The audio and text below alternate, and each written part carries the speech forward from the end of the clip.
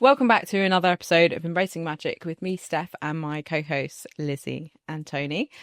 Today, we thought we would do a little bit of a episode about how our practices have changed since the very start of this podcast up until now.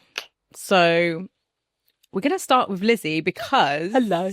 You may have noticed that Lizzie hasn't really been around. I've been absent. So where have you been, Elizabeth? What have you been doing? Been a very naughty girl. I went through, oh gosh, let me have a think. I guess I was going through a very big transition. And as I've said before in previous episodes, I'm a bit of a yes girl.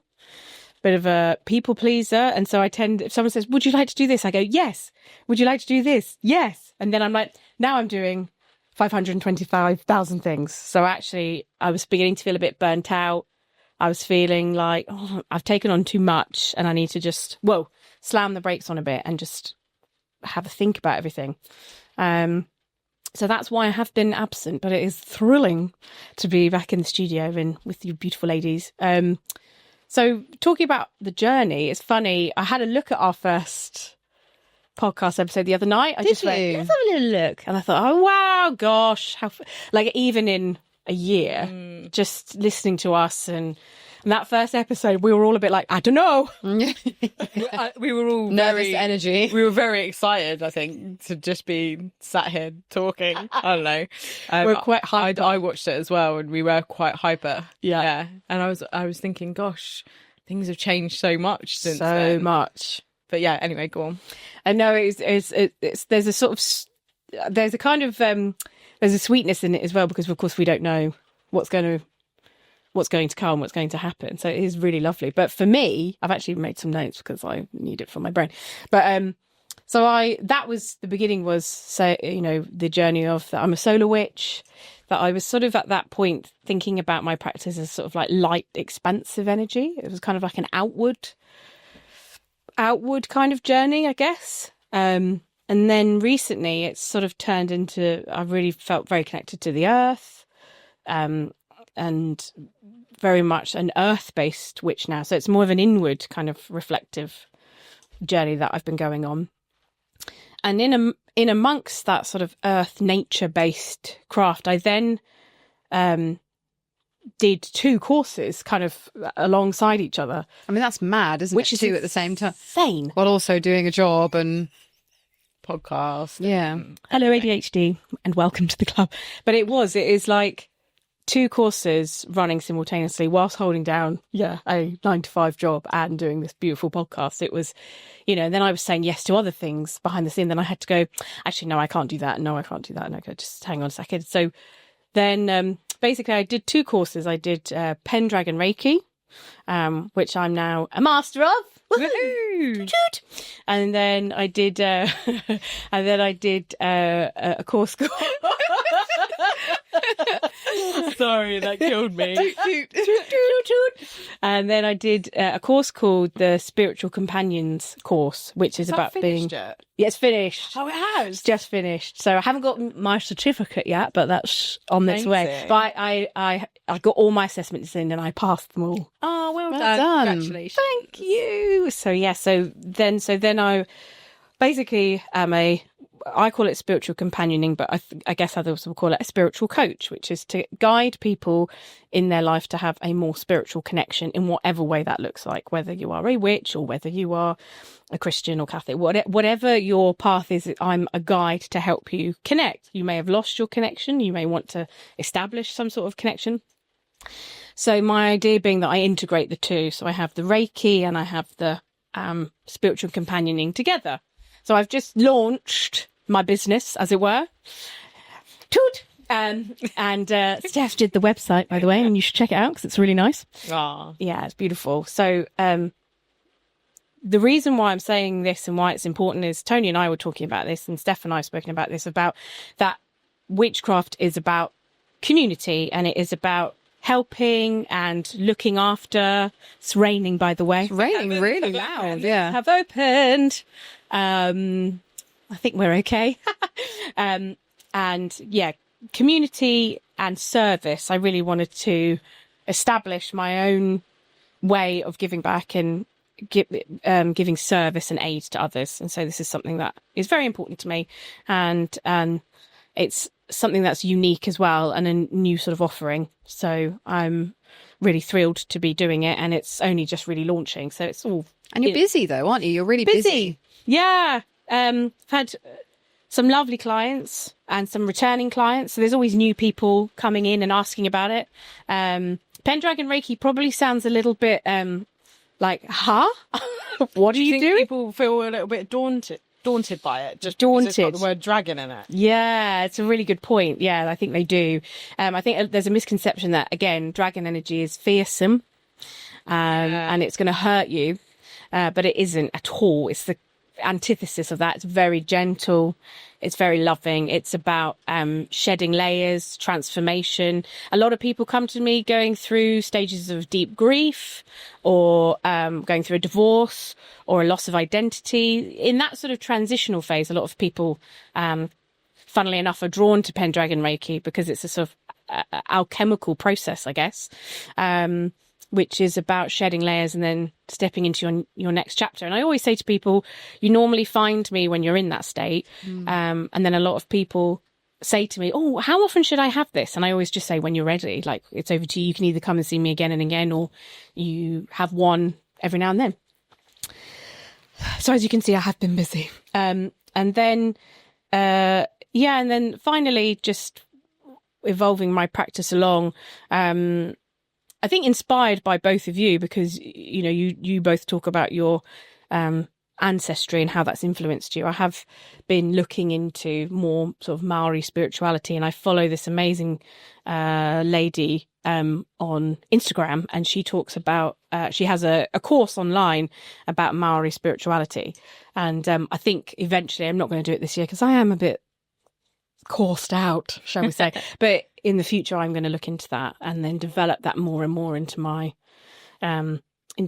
work, because I use a sort of, they call it a karakia, but I use that in my Pendragon Reiki, which you've experienced as well. So I'm sort of, I guess I'm blending all areas of my interest together into a kind of amalgamation. It's all very earth-based. All of it. Yeah. Which is really interesting. Yeah, all very earth-based, all fire, bit of fire in there as well. Yeah. But yeah, so my journey has really, massively developed in a year. And I think the lovely thing is we inspire each other. The three of us, we're very different, which is beautiful. But then we sort of inspire the other. You think, oh, wow, that's really interesting. Oh, I'm going to look into that. Or that's spurred me on to do that. So this podcast has also been a massive impetus as well. In I think all of our journeys, all our spiritual practices, all our witchcraft, every way we look at it. And it's that idea of it's like you've said, Tony, witchcraft is about community and sharing and learning from each other and gifting ideas and thoughts. That's what it's all about. And then you go, oh, I love that. And then does that sit right with me? And then you develop it in your way. So, yeah, it's been an amazing year. It's been a really wiggly, piggly, twisty, turny, up and down year. But I think all that twisty, turny uncertainty has then led to a like greater purpose, I guess, and a deeper understanding of, for me anyway, of what I want to offer. Yeah. Humanity and people. And it's been a big year for you, hasn't it? It has. I do feel like a totally different person to that girl in the first episode. I looked at her and I was like, wow, she's so different. It was just interesting that we just continuously evolve. Yeah. Like, you don't just stay. I think that's a really important note to everyone at home, is that you don't just stay in the same practice that you were in when you get started, or even halfway through your journey in life. Like, it continues to evolve all the time. So yeah, it's amazing to see how you've journeyed from that episode when Tony was like, I think you're a solar witch, mate, to now you've evolved that into this beautiful practice that means so much to you. Yeah, and it's funny. I do still feel I guess that's solar energy. Well, I guess solar energy and earth energy are quite intertwined, aren't they? I mean, you don't get earth energy without the sun. Exactly, Mondo. But also, that was just speculation, and you found your own identity, which is But it really amazing. helped. It actually really helped because it gave me a sudden. It's what I mean about you share an idea or a thought, and that resonated. So I was like, oh, that really resonates. So let me look into this, which evolved into definitely an Earth Witch. Resonate with that so much, and that leads on to looking into dragon wisdom, dragon energy, which leads into the spiritual companion side of things as well. And what was lovely about the spiritual companion is there was, I think there was another pagan lady on the course, and I was a witch, but then you had there was a Christian woman and a Catholic woman and all these different people coming together, but the common ground is that all of it was welcome, all of it accepted, and it was lovely to really listen. The spiritual companions teaches whole body listening, which is the hardest thing in the whole world. But when you really, really learn to listen, and you listen to other people's thoughts on their practice, their spiritual practice or spiritual beliefs, it's so enlightening and beautiful. And it was really profound. I'm really glad I did it. It's had a massive effect on me as well. Yeah. Bye. Good day. Goodbye. Full stop. But yeah, no. So yeah, it's been amazing. And thank you to you girls for being patient with me, because we didn't think you were coming back. No. Yeah, no, I was always going to We're come back. thrilled that you're back, Lizzie. Yeah, that's just so lovely. Oh, I love you too. It's lovely to be back. And thank you for being patient with me whilst I just figured everything out. Sometimes you just need time, don't you? But you really figured it out, because you're doing really well. Yeah, I just went, hang on. Hold the phone. But I'm really grateful to both of you for that period where I just went, I need to figure stuff out. So thank you. And that's all part of the journey, isn't it? Of sometimes you're full steam ahead, sometimes you're just holding the brakes back and figuring it all out. Well, I had to take a break last year, didn't I, when I was sick?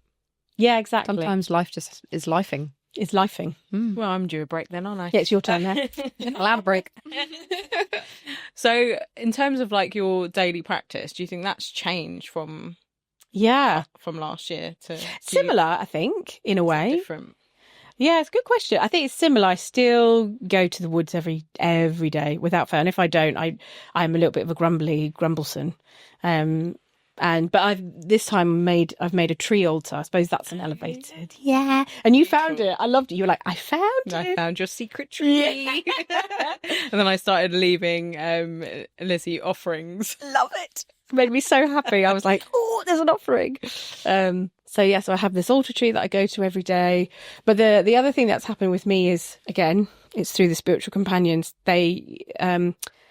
They teach you to do a spiritual practice every day and a self-reflective practice. So what I tend to do is do my walk, which I feel is like my meditation.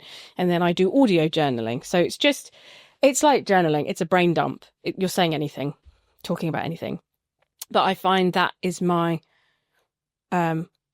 go-to everyday practice that helps me connect in with the craft, with myself. And I find it very stabilizing as well. It's a really stabilizing routine that I've got. And so it just feels like the same as waking up now and brushing your teeth. It's just instinctive now. Do you ever listen to the audio journals back? Sometimes. And sometimes I'm like, what am I talking about? I don't know what I'm saying. But it's just thoughts. There's just rambling thoughts. But it's like making sense of where you are. The self-reflective part is important because it's really important to keep your lucidity. I think when you're in our world, they talk about it a lot on the course, which is you can lose, I guess, touch with reality. You can become, you lose your lucidity. So it's really important to check in always with yourself, and it keeps you grounded. That's why journaling is so brilliant. It's the same thing. When I first started journaling, I was journaling every single day, and I did that for about 2 years every day. Without fail, I would write something in there, even if it was just what I'd done in the day. But after that, I kind of started becoming a little bit looser with it. I didn't feel like I needed it as much. So I can go now to my journal when I feel I need to and do like a little dump in there. Do you ever read them back? That sounded really funny. You're dumping where? I just like heard that back in my head and I was like, what have you said? Anyway, I just heard Stevie in the corner went, I'll just do a dump. I just do a dump. Oh my goodness me. So it's a bit more sporadic of just like writing down like feelings and just getting them out rather than like a daily thing for me now. And also a lot of like dream recording and stuff like that. But yeah, really important. But yeah, no, it's really interesting to see how your journey has evolved. Oh, thank you. Yeah. It's great to see you like, it feels like you're way more like grounded in your practice now. Yeah. I sort of know what it's a bit more focused. Yeah. Yeah. Like, I know what I like. I know what I'm doing.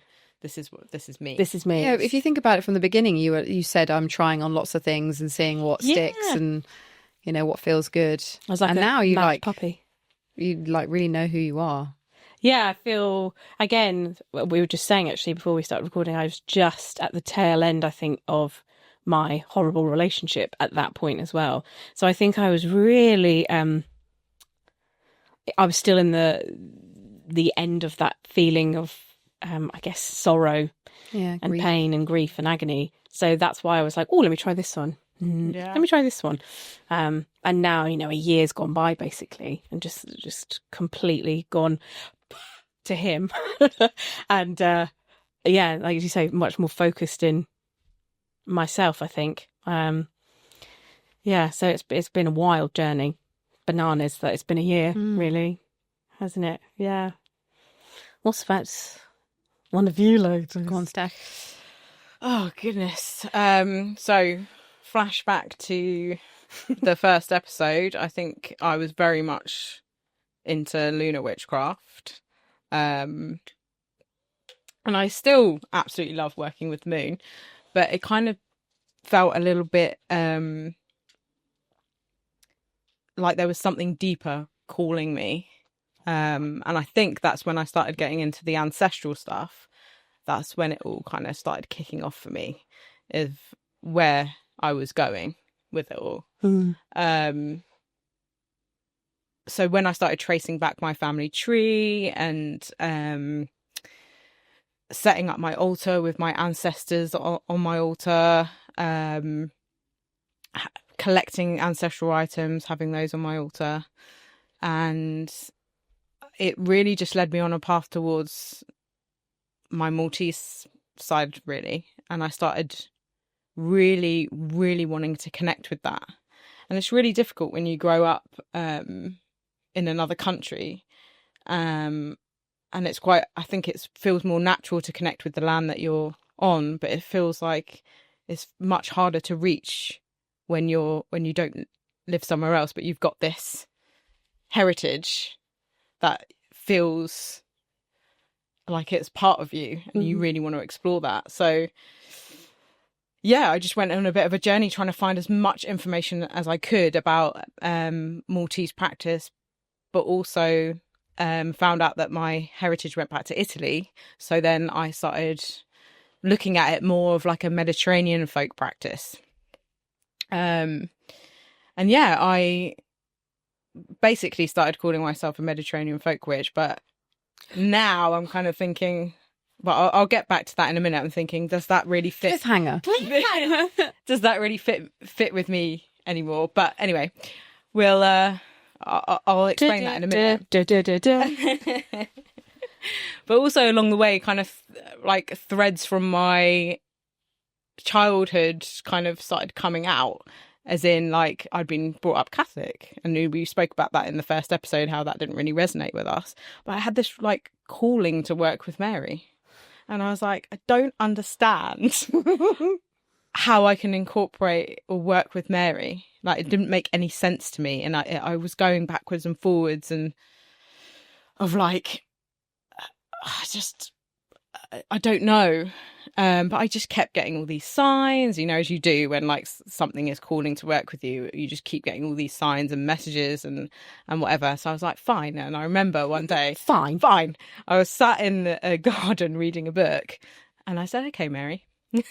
All right, Mary. All right, Mary. Give me a sign that now that you want to work with me, or something along those lines. Can't exactly remember what I said. So I was reading my book, and this ladybird lands on my shoulder, and I was like, to start with. And then I looked it up, and turns out in old folklore, a ladybird was named Ladybird after Our Lady. So it was Our Lady's bird. And it would be a sign of protection, of, that she was there with you. And I was like, okay. And I just surrendered to it. I was just like, okay, this is it. So I started reading more about Mary and how that would work in a witchcraft practice. There's a few different books that you can read about that, if that is of any interest to anyone. But yeah, I started incorporating her into my practice through prayer, but I kind of rewrote the prayer to suit my practice, basically, the Hail Mary. And yeah, it feels really natural That's amazing. to have her as part of my practice. And is it every day that I often connect in with her? Will connect, yeah. I've had more messages and dreams and things since. Wow. Like, I had a really tough time a few months ago where I was quite anxious, and I remember just staring out the window all glum, and it was like raining, and proper like miserable moment. And this ladybird just lands on the window, and I was just like, obviously burst into tears. But yeah, just super comforting energy, super comforting. And then a week later I had a dream. It was a really odd dream, but it was I dreamt that I was in a classroom, and the assignment was to write about Mary. Oh, so wow. When I woke up, my initial thought was, oh, I need to journal about Mary. So that's exactly what I did. I just journaled about my thoughts of working with her and how I felt about it and whatever. And then like I don't know, maybe 20 minutes later, I got some good news. And I was like, wow, this is powerful stuff. Incredible. I think that's amazing. So yeah, I've never really been into working with like a, I guess, deity type situation. So yeah, interesting to transition from that lunar energy to kind of this. Yeah. What's going on here. But yeah, Mediterranean folk practice is all about kind of, it's like a blend of Catholicism and shamanism, really. Like it's quite interesting. But yeah, I went on like a huge journey, kind of connecting to the land in Malta as well. So going there, I found out that olive leaves are very important for cleansing in Maltese folk practice specifically, but I'm pretty sure it extends to the wider Mediterranean. And so I collected some lovely leaves to bring back with me, and I think that's a real like nice thing when you have that heritage from afar and you can go and visit and you can go and collect things to bring back with you to use in your practice where you live. And that's exactly what I did. I collected seawater, I collected sand, I collected some olive leaves to bring back with me. I got some local olive oil, some local honey, all of these different things to bring back with me so that I could have them on my altar space and I could use them within my practice. Yeah, I love it. And yeah, I mean, like seashells and all those tiny seashells, tiny little the baby ones. So yeah, I guess it kind of led into this Mediterranean folk witchcraft practice. But since I've started writing a book about it, I kind of realised that I'm not exactly a Mediterranean folk witch. I sit somewhere in between. So I feel like I'm like, and I've often felt this just growing up. I'm like being half British and half Maltese. I sit within this liminal space of between the two, you know. So I really was drawn to like being like a half blood witch, but I know that's like really like Harry Potter, so it kind of didn't resonate with me. I was like, why did you have to use that? Because it kind of it's like teenage fantasy or something. It made sense, for being like half, and to do with ancestry and everything. But yeah, I work with the two. I work with the land here, and I work with the land in Malta, and both of my ancestral practices, and it's bringing them both together really. And I think a lot of people at home will probably resonate with having different ancestry and being drawn to it, and that's kind of what my book is about, really, is connecting from afar. Yeah, beautiful. Obviously specifically tuned into the Mediterranean part. but yeah, that's kind of, it's been a bit of a weird whole transition, but incredible. It's changed a lot. I thought you were going to say Marian witchcraft or something like that. I was like really trying to like think about what you were saying. Yeah, because to begin with, I thought she was going to say Catholic witch, and I was like, I'm sure there's so much to do with Catholicism that you don't connect with. Yeah, all of it, pretty much. And then I was like, maybe Marian magic, But yeah, I was not sure what you were going to say. Scratching the noggin. Yeah. Yeah, I don't know what that means. I mean, it doesn't need to have a label, but it's I just think it's quite interesting to have kind of realised that. Yeah. That there's this space in between my two worlds. Yeah. And bringing both of them together, really. And you link them together. Yeah, linking them together, for sure. And I think you're right. I think there'll be witches out there who exactly resonate with that feeling of always being slightly like, oh, I don't know if I'm quite that way or that way, but sit in the middle. Yeah, it's almost like a feeling of not really fitting in as well, like, and I felt like that growing up anyway, because having that heritage from another country, you kind of feel like you don't really fit.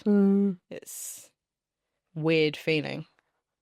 I would say the same that you both said to me as well. I feel there was a turning point on one of the podcasts where you started to talk about your ancestral, and you just lit up.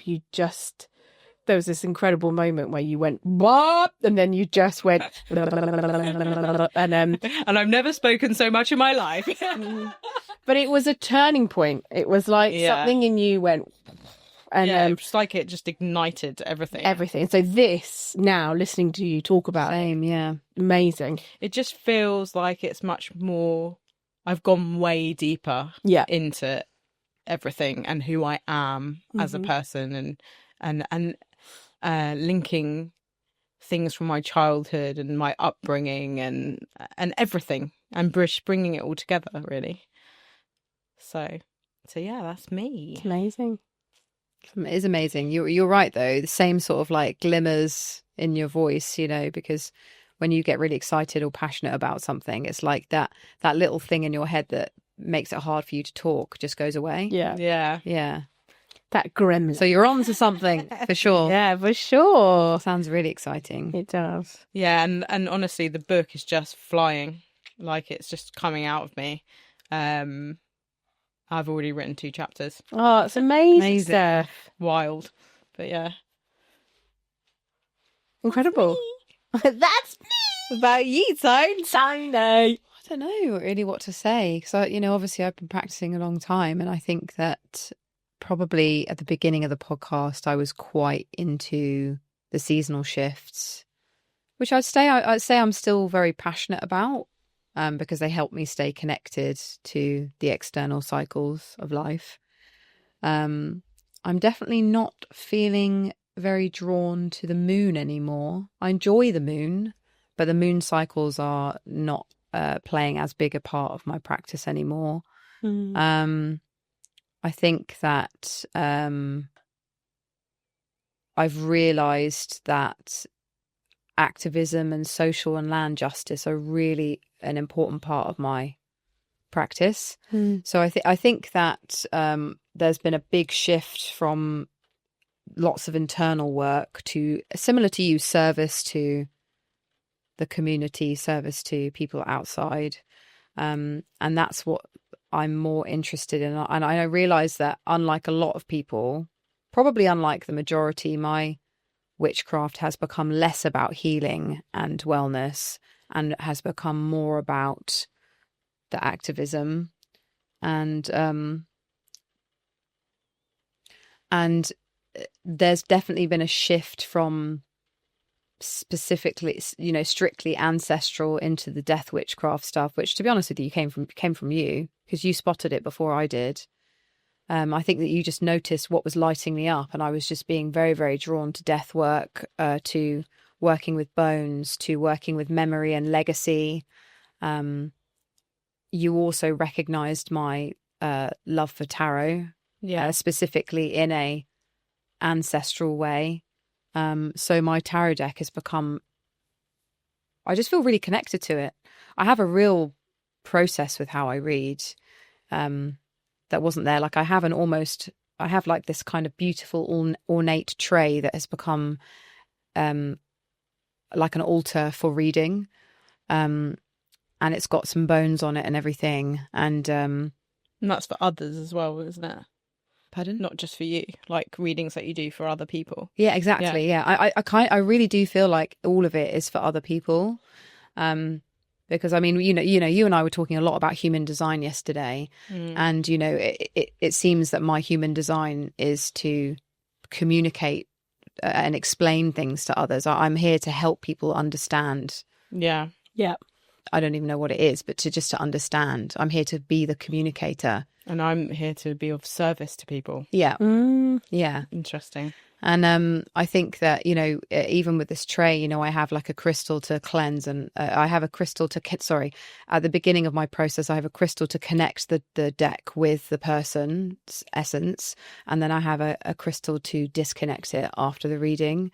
And that there's lots of different parts of the process that make it really important to me. And I've been invited to come and do live readings a few times now, which terrifies me. But I've also just realized it's just not who I am. Like I have a very private process with reading tarot, and I think I'm okay with that. And I don't know that it's ever going to move into something else. But what I do know is that the essence of the tarot work that I do is ancestral. It's past life regression. It's dreams and signs and symbols. It's all of that kind of work. And I think a lot of the work that I am interested in from a witchcraft perspective, it is about recognizing patterns, and what you decide to do with those patterns is up to you. I'm not here to help. I'm not here to force you into healing. I'm here to help you recognize the patterns so that you can choose to do something about it, or just to acknowledge that they're there. Yeah. And I think that I kind of, we did that lovely podcast the other day with Shelley, and we were talking about the fact that she has this paranormal podcast, and they go into spaces to monitor kind of like paranormal activity. And she often her role, she believes, is to move spirits on, to sort of like support them in moving out. And I've realized that that's not what it is for me. Like, spirit communication is so massive as such a big part of my witchcraft now, but it's not because I feel like I need to move anything on. It's because I'm just here to observe and just to listen and just to share what I've heard. But even in that sort of podcast, I was noticing how much spirit communion is a part of my everyday practice in such a normal, digestible way. Like Yeah.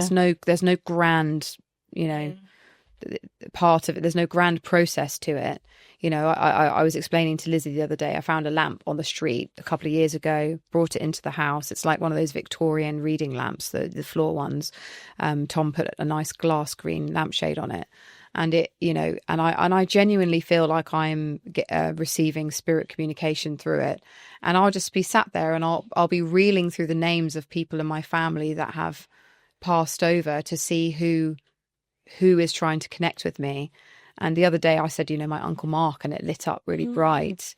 And then it just like it flickers, and I genuinely feel like I receive messages through it. So I called it my spirit lamp, I've recognized that every time I walk around the crescent where I live, there's a quarry behind all the houses, and there's a gap in the houses where the quarry meets, and there's a very bad energy in there, and I can feel it. And every time I walk past it, I'm spirit sensing, I'm spirit sensing that there is an energy there that is not good, basically. And I've just noticed, the more I'm opening myself up to spirit communication, the more messages and contact that I feel like I'm receiving. So yeah, I mean, I'd say that my witchcraft has gone very, drastically left down into death witchcraft, into spirit work, into divination practice in a really serious way. But I no longer believe that my role is to help people heal from trauma. I don't think that that's what I'm here to do. I think I'm just here to be a communicator, to be a kind of like conduit for messages that people aren't necessarily ready to receive themselves directly, like a bridge between worlds. I think I called myself like a guardian of the threshold. That's what it feels like. That sounds really grand, and I don't mean it to, but I think it's just that I'm comfortable sitting on that threshold and hearing messages from both sides and sharing them.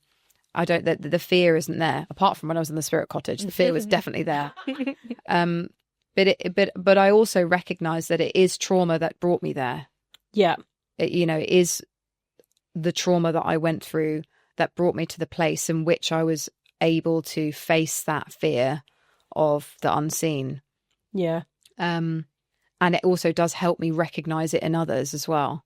I can recognize a similar trauma response, I guess, rather than the type of trauma it is. Like I can notice in the body when trauma is being held in the body. So yeah, I don't really know. I feel like I don't really know who I am anymore. It's so funny because I was just thinking that that you, again, the three of us, again, I was just listening to you then, and I think, again, from the first episode, because I think I only watched it fairly recently, to now, you seem much more, I can't think what the word is. Confused?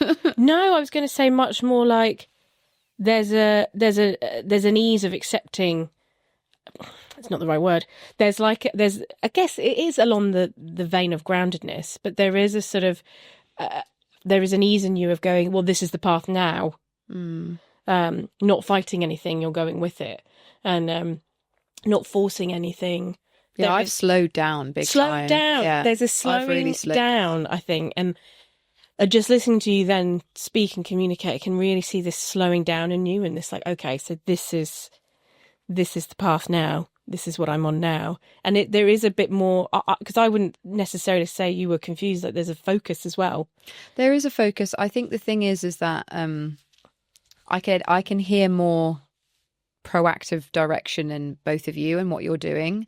And I feel like I went from really feeling like I knew who I was to now not necessarily knowing who I am. I know what direction I'm being pulled in, and I'm not trying to force where that takes me. You're in the transformation by the sounds of it. Yeah, I think I'm figuring it out, because I still don't necessarily really know what my offering is. Obviously, I'm really, like you, really connected with sound ceremony. Yeah. And I definitely think that I probably want to drop the word healing for me. Sound healing, sound ceremony makes more. I mean, ceremony in general is just everything to me still. But it, I tried to make that work as a career on its own, and it's not a finished service. Like, I don't know what that service is yet. I don't know what it is I'm supposed to be doing here.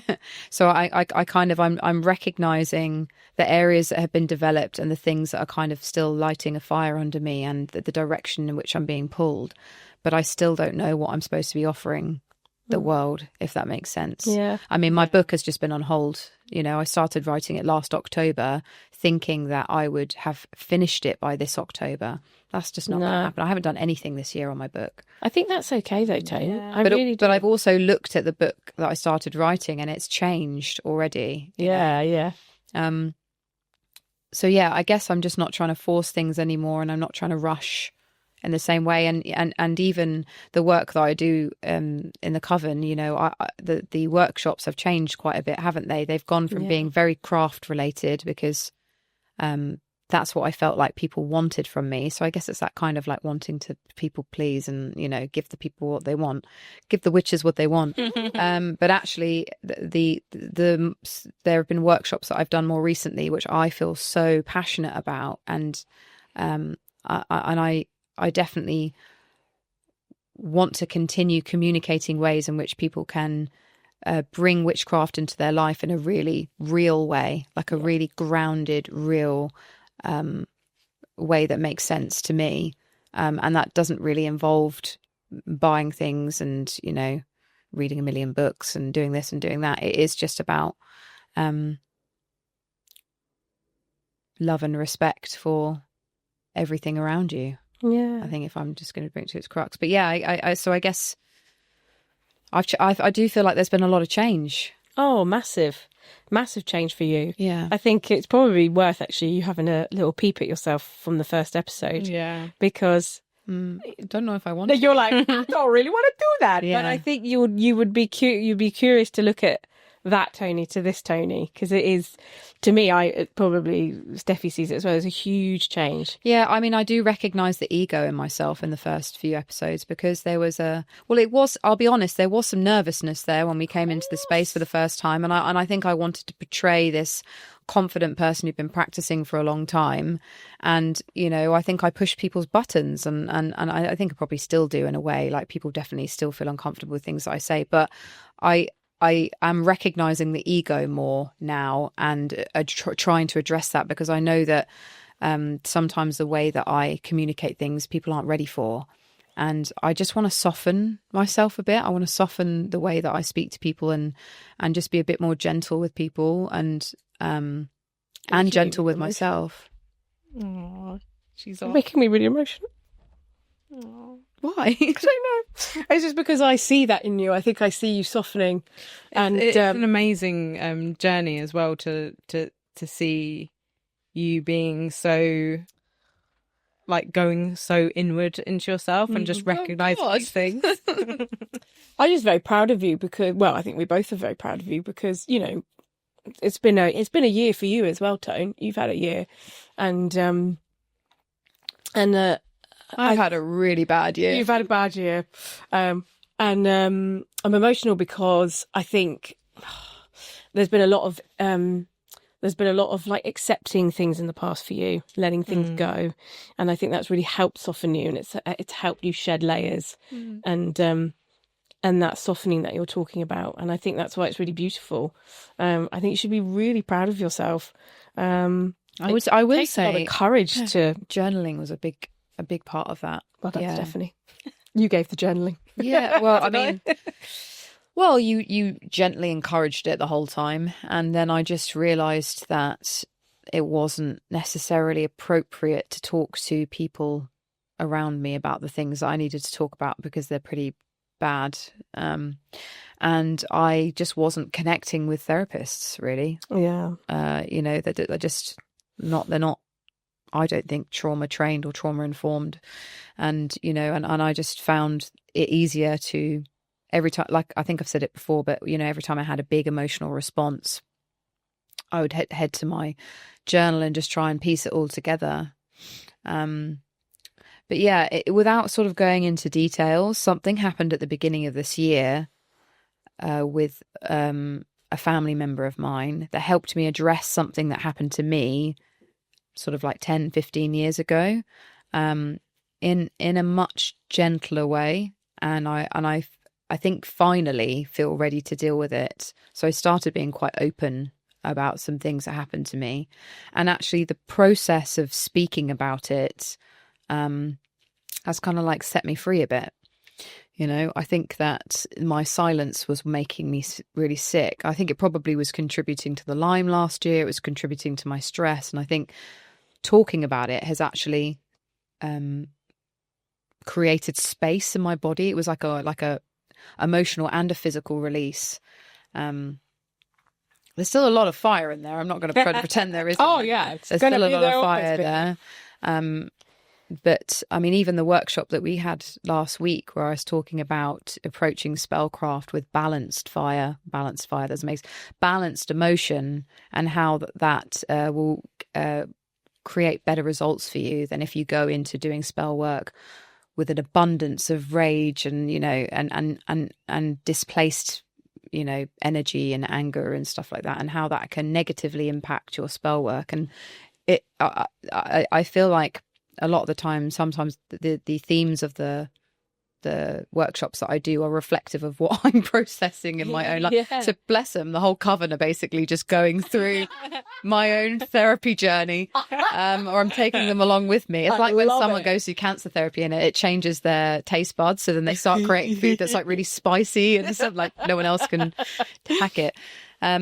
Yeah, I don't know. It's been a big year. And obviously it's been a big healing year from Lyme disease, which I still have, but I think you've like knocked it on the head a little bit though. You still have it, but the symptoms you've are done a lot of work, a lot better. Yeah, so much work. So yeah, you know, I think we should all be very proud, the three of us, of our journeys and what we've been doing for the past year. It's like it's work. And the other thing about what each of us are doing in our very, as we are saying, very different ways of looking at our craft is it's work. It's not like this is a piece of cake. It's going very deep. It's going very dark at times. It's then feeling the kind of the relief of things, but it's ongoing. It's every day. Well, I think it's really important when you do want to be of service to others and help other people, that you do work on yourself and you continue doing the work. And I think it's one of those things that is an ongoing journey. Yeah. But it's important. It's I important. think all of us are sort of in service to others through doing our own work. Yeah, definitely. You know, we you can't say that we haven't all been doing the work for years now in our different ways and also together. Yeah. And it's, you know, we're only at this place because of all of the work we did previously. But, you know, the moment you get past so much pain and stuff like that, you want to share what you've learned with other people because you want to help them get there too. Yeah, that's right. Yeah. It's like you say, is recognising, I really relate, is recognising you might not necessarily know what that trauma is that person's going through, but then you're recognising the responses or the impact it's having on them and their nervous system. And because you have equally felt it, you can then see it and help them or want to help them. And it's like, I think that's the important thing for the three of us with our craft, is all of us have said it's very important that we give back and educate and what you said earlier, I think I got really emotional as well, because you were saying about love and respect, and I think that's so important. And we need that, and we really need it. Yeah, for someone who doesn't like self-love work and anything to do with love, like really the root of everything is love and respect and peace and peace. Yeah. Peace. Gosh, yeah. Peace. That's something. She's off again. Calm down, Elizabeth. Something that I keep coming back to at the moment is I keep hearing the word peace in my head, like helping people find their pocket of peace, I guess. It's really important. I mean, I already had a conversation with Steph about this yesterday, but I went to this amazing human design class in which the practitioner was talking about how we are coming out of a massive period of 400 years for the Earth, which is all about kind of external authority. So it's all about, you know, the police, the government, the the health system, everything. You know, whenever you need anything, you need to go to someone else and ask them for help. So if you're sick, you go to the doctor. You know, if you need something legal, you go to the police, or, you know, you go to the courts, or, you know, something to do with the government for funding. I don't know. It's all about external authority, and we are reaching the Earth's incarnation cross, which happens at the end of February 2027. Wow. And we're going to be moving into a period of the sleeping phoenix, which is all about internal authority. So instead of going to the doctors, you know, about sickness, we'll be looking inside ourselves and looking at all these things around us, and healing ourselves, essentially. And it doesn't just tick over and suddenly, like, we're in that period. So some of us are waking up to it already, and preparing for that phase and feeling that massive shift. And she was kind of saying, from her perspective, everything that's happening around the world, all of this horrible stuff, this massive feeling of anger, and, you know, all these systems and institutions falling apart. It's all part of that shift towards internal authority. Wow. It's really interesting.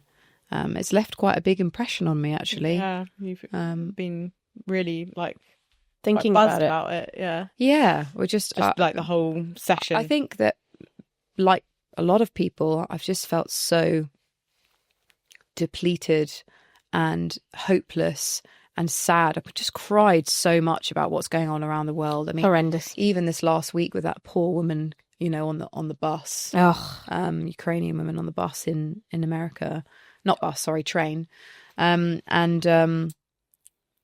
just seeing the escalation of violence around the world. It's just it's very hard to stomach, and so I think talking about this made me feel hopeful. Mm-hmm. It made me feel hopeful that this horrible stuff is part of this transition towards a new way of living. And she said something about how children that are born in 2027 are not going to be anything like how we were. There won't be the fawning that we do in business and stuff. So she spoke about how businesses aren't working anymore. Business just isn't working. Yeah. You know, staff are unhappy. There's like mass exodus. People are leaving. You know, there's a lot of like human rights violations in the workplace, or employee rights, you know. And she was saying about how, you know, children in 2027, when they start working, and they're not going to be taking any of that shit. They're just going to be like, I'm not doing this, I'm out of here. Yeah, bye. You know, because it's all about internal authority. Yeah. So they're not going to be sucking up to a boss and fawning to their needs and working all hours. And I don't know, I just felt kind of hopeful. Yeah, I love that. I've kind of always been like that. Yeah, well, Yeah, but good for you. you're part of the people that woke up before other people, you know. Mm-hmm. Yeah, I guess so. And, you know, COVID was a big part of it. Yeah. You know, and I think also, you know, stuff like people addressing autoimmune conditions, and like the year I had last year with my health, people addressing that themselves is part of that shift as well, because they're realizing that the institutions don't work anymore. Yeah. So what do? Do we just die? Do we just keep taking the pills that they give us and just die, getting worse and worse? Keep getting sicker or and sicker. do we go down a massive rabbit hole of research and looking at everything that impacts our life, like, you know, the water, the food, the, you know, I don't know, the living environment, the emotional and the spiritual around our lives, and address it ourselves? I think most people would do that rather than just lie there and die. Completely. So I do think there is a mass awakening in a way. Yeah, so I guess that's part of my practice as well. Is this? I mean, like I've been fighting this whole time for social and land justice, and I'm also now noticing how I'm not being pulled down a leftist narrative anymore online. I'm not shouting about everything that everyone that's quite radical left is doing. In fact, I'm just not being pulled into the divisiveness anymore, because that's like that's part of it all, you know. I've always felt like that, but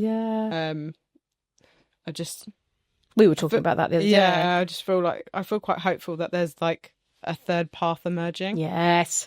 I think the third path is love and respect. Exactly. You know, exactly. Love, respect, and peace. 100%.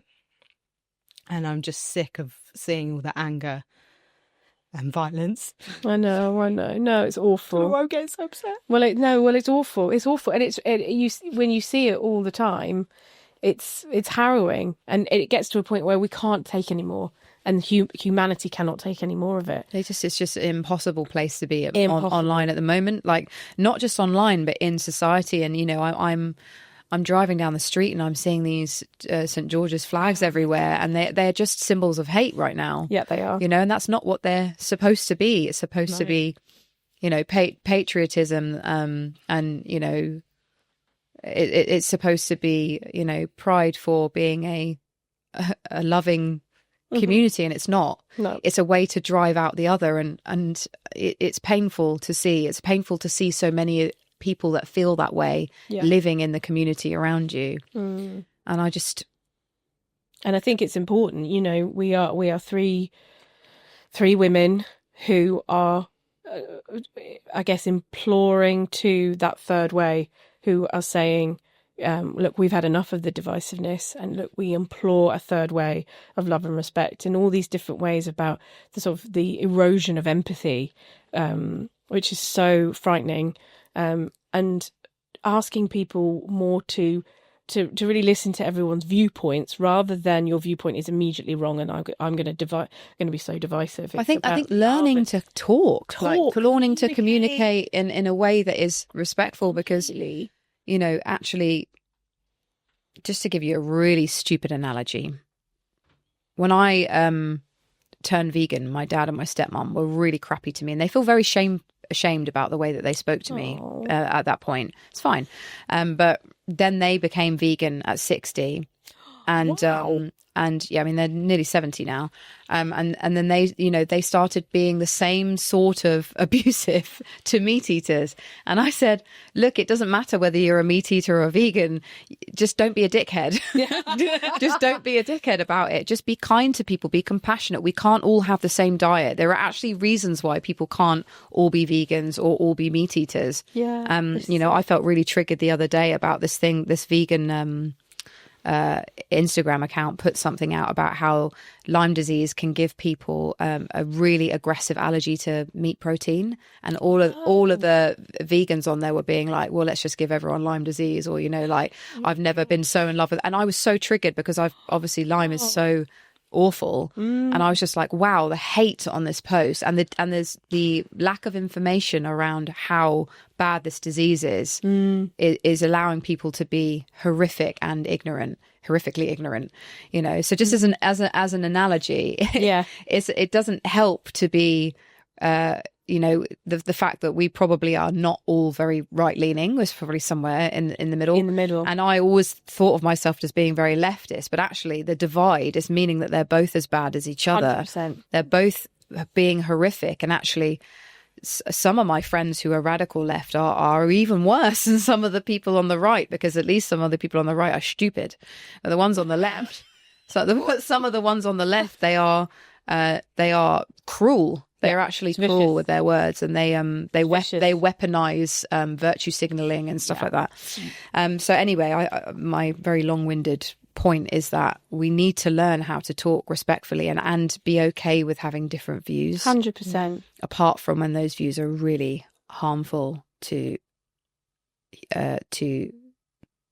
human rights and land rights. Yeah, absolutely. I think it's you're talking about your practice as well, activism, and there you go.